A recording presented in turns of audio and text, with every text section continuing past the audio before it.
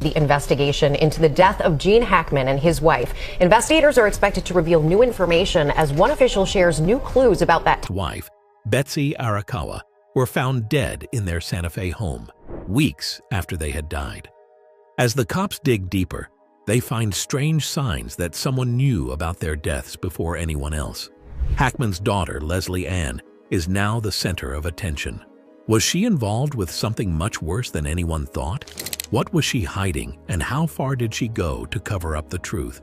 The answers might shock you, the death that shocked Hollywood. The shocking death of actor Gene Hackman and his wife. They were discovered inside their home in Santa Fe on Wednesday after a neighbor called police. There was silence in the house. The door was just barely open. Mail had been left outside for weeks without being touched. Someone in the neighborhood knew something wasn't right and called the cops. Officers showed up to check on the person's well-being, expecting the normal. Inside, they found something very strange. Gene Hackman's body was found near the kitchen, slouched over in a way that didn't make sense. He didn't touch his shades as they lay next to him, like they had just fallen off his hands. Betsy Arakawa's body was found in the bathroom. There were pills all over the counter. The sink's water had dried out, leaving behind a thin film.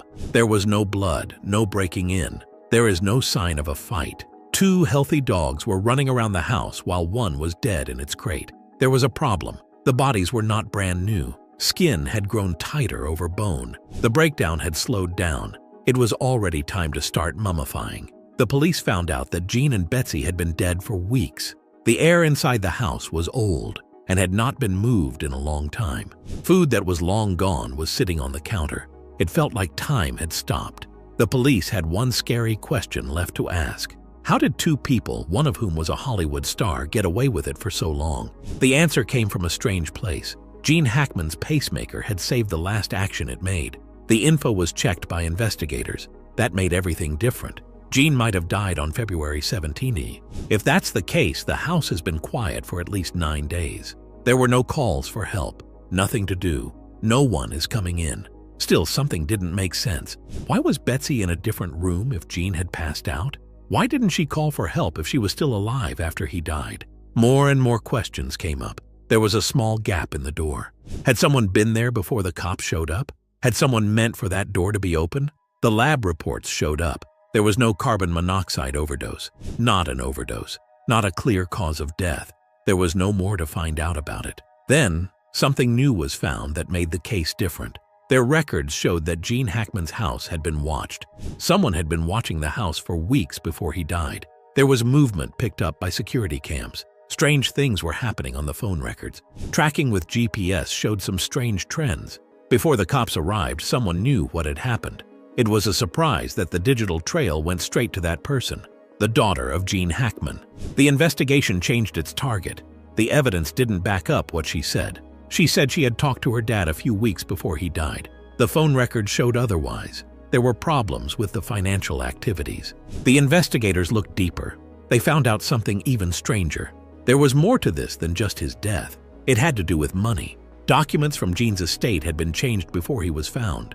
Before it was even proven that he had died, someone tried to get his money. There was strong proof. Things were going badly with the case. Was Gene Hackman's death really an accident?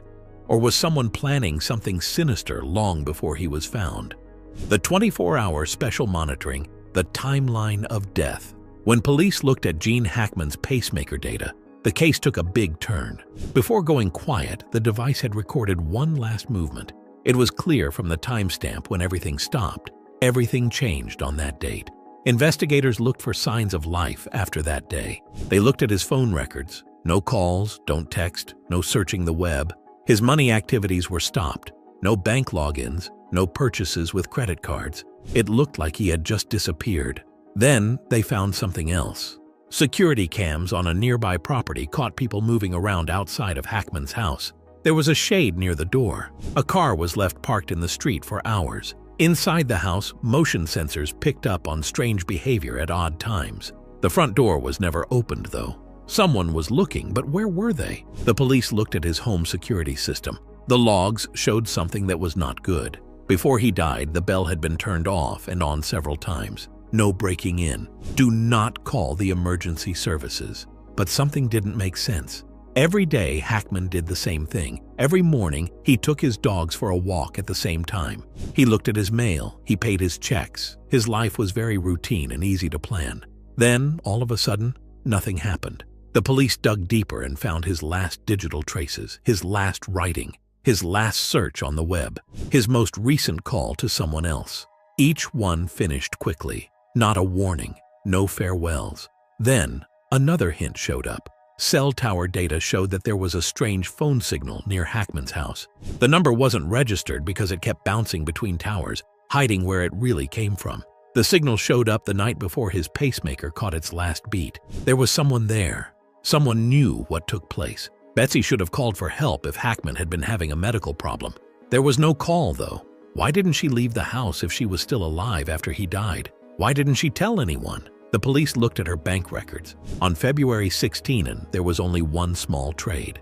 It was small and didn't mean much by itself, but now we see it was just a digital footprint, a sign of life before everything went dark. That day, Hackman and his wife both passed away. Who had been watching them was the real question, though. Detectives looked for someone who could get into the house, someone who wants to get something. That's when they changed their attention. The records of the spying had caused some doubt. They were now going to tell the truth. What did she hide? The daughter's involvement. It wasn't clear at first who Leslie Ann Hackman was. People had been interested in the strange timeline, the surveillance video, and the data from the pacemaker. But as the police dug deeper, they found something that changed the whole case.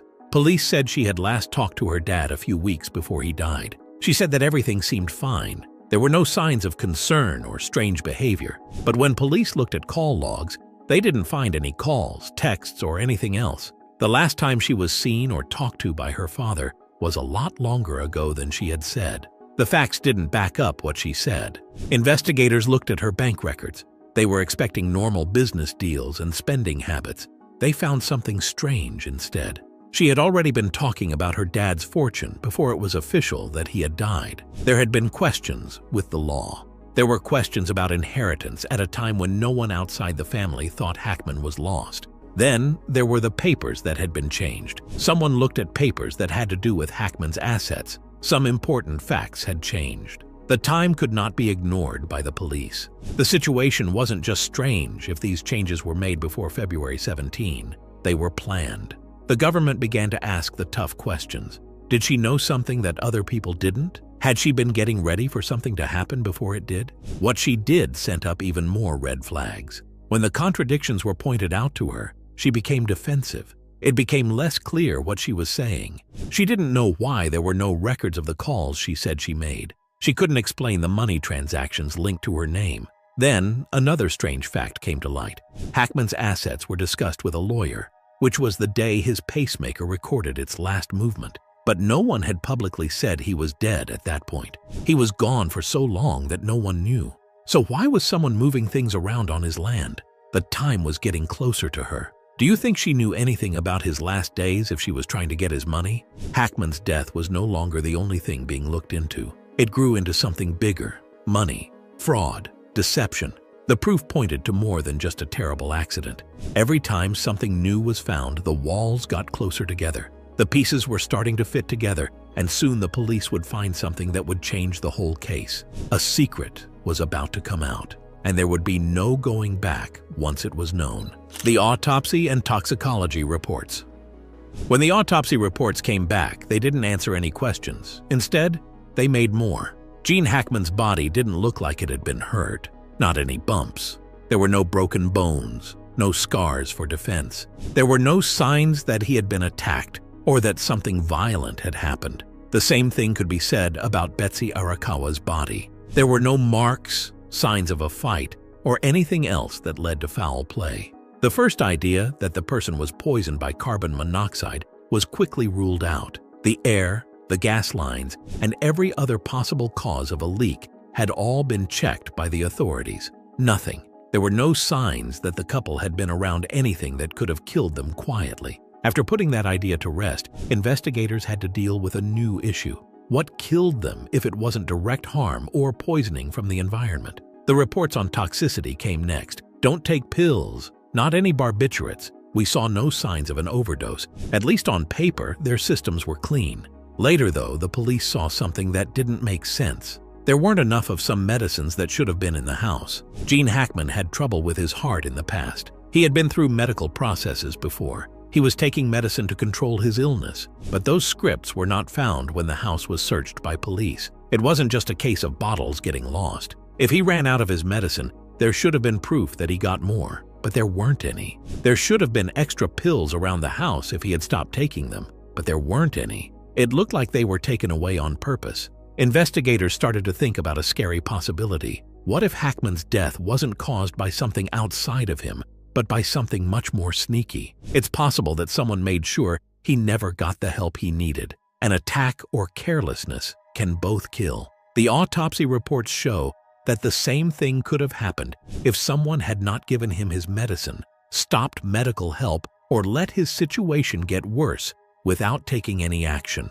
Not a fight, not a shock. It's just a slow, unavoidable fall. Authorities then looked at Betsy's pills that were lying around. Why hadn't she taken them if she had been having a medical episode? Why didn't she ask for help? Maybe she wasn't strong enough to do anything. Or was there something or someone that made sure she couldn't? Everything changed when the medicine went missing. It showed purpose. It pointed toward a planned action rather than a bad accident. Now, the police weren't just looking into a sad death. Death has not been determined. The couple's German Shepherd was also found dead in a crate in a bathroom. They were thinking about the chance of a well-thought-out plan. And that plan was built around someone who had everything to gain. The estate, battle, and legal drama. Almost right away, the fight for Gene Hackman's estate started. His wealth, built up over decades of success in Hollywood, was now tied up in lawsuits. Even before he died, investigators found suspicious activity involving his assets.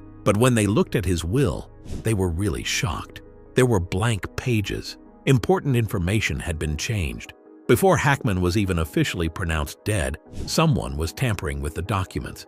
It was impossible to avoid the time. The paper trail was full of Leslie Ann Hackman's name. She had been wondering about her dad's money for a long time before his body was found. Her lawyers admitted that she had tried to make changes to estate documents, but there was a catch. She wasn't allowed to. However, papers and transactions showed that someone had been preparing for the transfer of wealth for a while now. It was put together by the police. The will had been looked at, changed, and sent to a lawyer for review while Hackman was still missing. It was clear that Leslie Ann was involved. Were they being smart, or did she already know that her father was dead? Legal experts disagreed about the changes. Some said the changes were made to get a bigger share of the inheritance, while others thought there was full-scale fraud. If Leslie Ann was getting ready for her father's death, what else was she getting ready for? The legal fight got worse when the missing pages, financial problems, and inheritance claims came to light at the worst possible time. The prosecutors began to put together a case. There was a clear trail of money. There was more to this story than just estate rights. It was about lying, greed, and how far someone would go to get a wealth. As the case went to court, Leslie Ann Hackman was about to hear a decision she did not expect. As the estate battle heats up, Leslie Ann Hackman's shady behavior raises troubling questions. 24-hour surveillance uncovers the truth. The study was now mostly about Leslie Ann Hackman. Too many red flags had been raised by her involvement in the estate fight. The police needed to know what happened, so they kept an eye on her 24 hours a day. Every step was watched. Every phone call, email, and financial activity was looked at. What they found made them feel bad. Her bank records showed a story she hadn't told anyone. There were alerts for transactions. The cash had been moved to different banks. There were some withdrawals that were made in amounts that were too small to be found. It looked like these changes were made at an odd time. There were some things that happened before Gene Hackman was even said to be dead. Private emails were read by investigators. Messages sent to lawyers showed something scary. Leslie Ann had been talking about her estate before there was a reason for the public to know about it. On paper, her father was still alive when she talked to lawyers about estate claims. It was like she had been getting ready for something she knew was going to happen. Even more information was given by phone records. The timeline showed that she had talked to financial experts, moved assets, and tried to move legal proceedings forward while everyone still thought Gene Hackman was living. She did things that would only make sense if she was sure her dad wasn't involved anymore. Bank payments that were not seen were the most damning proof. A forensic audit showed that huge amounts of money were quietly moved into private accounts. Some of these moves went to offshore banks, which made them harder to track. Leslie Ann had been moving money around for a long time before she should have had access to it. It was no longer just a guess at this point. The evidence from the surveillance, the financial records, and the legal inquiries all led to the same result. It wasn't just a daughter dealing with her grief taking care of her father's business.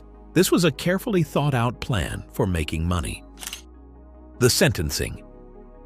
There was no denying the proof. One person was linked to bank records, surveillance footage, and changed legal papers. Before her father was even officially pronounced dead, Leslie Ann Hackman planned a way to make money. The investigation found a pattern of lying, cheating, and getting in the way. It was now time for justice.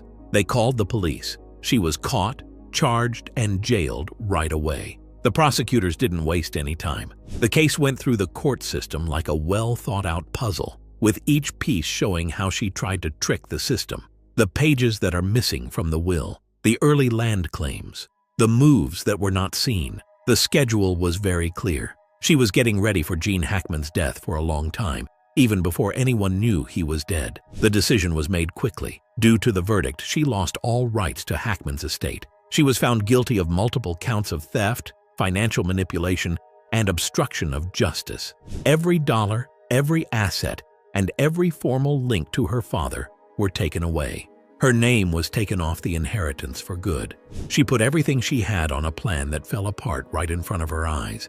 There was nothing left now. No money. She has no right to her father's heritage. Goodbye for all time. But even after the sentence was given, there were still questions. What really happened in Gene Hackman's last days? Did Leslie Ann just take advantage of the chance? Even though the case was over, the secret still lived on. And some people thought the whole truth hadn't been told yet. The truth behind Gene Hackman's final days may never be fully known. What do you think really happened? Let us know in the comments. Don't forget to like, share, and subscribe, and click the next video popping up on your screen.